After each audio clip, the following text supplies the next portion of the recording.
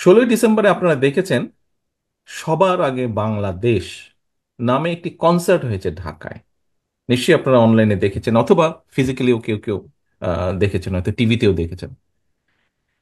এই সবার আগে বাংলাদেশ কনসার্টটা কেন বা কিভাবে হয়েছিল? দেখুন, আহ স্বৈরাচার, এই যে পলাতক যে স্বৈরাচার পালিয়ে যে গিয়েছে, আমরা গত 15 বছরে দেখলাম যে কিছু হলেই ওদের এই পার্শ্ববর্তী দেশ থেকে শিল্পী আসে, আমাদের শিল্পীদের কোনো খবর টবর নাই। কিছু হলেই, সেটা সরকারি অনুষ্ঠান হোক, বেসরকারি হোক, ব্যক্তিগত হোক, কিছু হলেই দেখি এই সব ওই দেশি শিল্পীরা আসে, গান করে কি করে না করে। আর তারপরে তো দেখলাম এই যে যেই দলটি ভেঙে গেল, এদের এমপি মন্ত্রী, তথাকথিত এমপি মন্ত্রী যারা ছিল, একদম মাটিতে গেড়ে বসে দেখি দেখছে।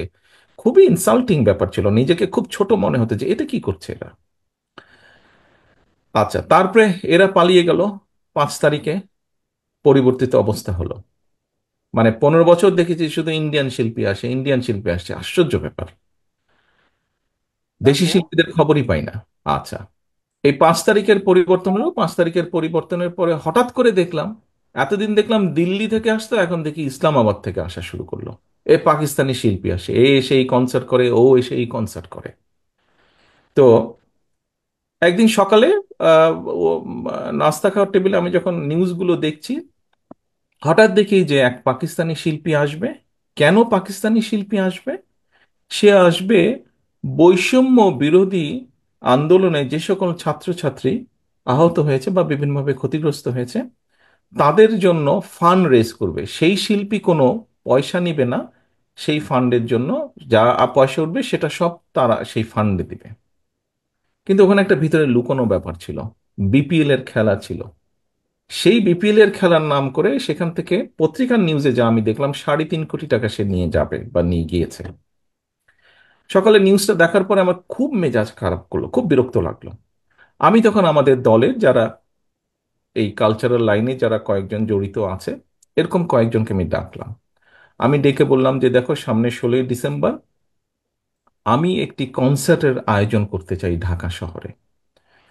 তো কিন্তু ওই কনসার্টের বৈশিষ্ট্য হতে হবে সব বাংলাদেশি শিল্পী থাকবে, এবং শুধু বাংলাদেশি শিল্পী। নর্মালি কনসার্ট বলতে আমরা বুঝি যে সাধারণত ব্যান্ড সঙ্গীত যারা হয় তাদেরটাই, তাদের অনুষ্ঠানকে আমরা কনসার্ট বলি। আমি বললাম যে না, এখানে শুধু ব্যান্ড সঙ্গীত থাকবে না, আমাদের বিভিন্ন ধরনের বাউল থাকবে, আমাদের পল্লীগীতি থাকবে, আমাদের আধুনিক গান থাকবে। অর্থাৎ আমাদের দেশে কম বেশি যারা শিল্পী, বিভিন্ন ধরনের, সব ধরনের শিল্পী থাকবে। বিকাল থেকে অনুষ্ঠান শুরু হবে।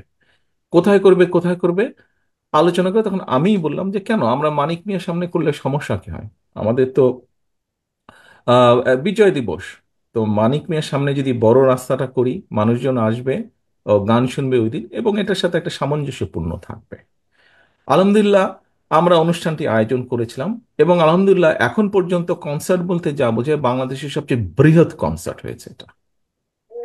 সবচেয়ে বৃহৎ কনসার্ট অনুষ্ঠান করতে পেরেছি আমরা। এবং আমাদের সবচেয়ে বড় সার্থকতা, বাংলাদেশি বাংলাদেশি এবং বাংলাদেশের প্রায় বলা যায় নাম করা যত শিল্পী আছেন, সবাই সেদিন ওখানে পারফর্ম করেছিলেন। তো এই ঘটনাটা আপনাকে আপনাদের সকলের সামনে আমি এই জন্য তুলে ধরলাম। আমাদের রফিকুল ইসলাম যেটা বলেছেন, আমি ওনার উত্তর হয়তো কথা প্রসঙ্গে অনেক কিছু বলতে পারতাম যে এই করব এই করব এই করব, বাট কিছু হলেও ছোট হলেও, সেটি পর্যটন বলেন, কৃষ্টি কালচার বলেন, আমরা করেছি, অন্তত করার উদ্যোগ নিয়েছি, চেষ্টা করেছি আমরা। আপনার দল চেষ্টা করেছে, আপনার দল উদ্যোগ নিয়েছে দেশের কৃষ্টি কালচারকে তুলে ধরার জন্য।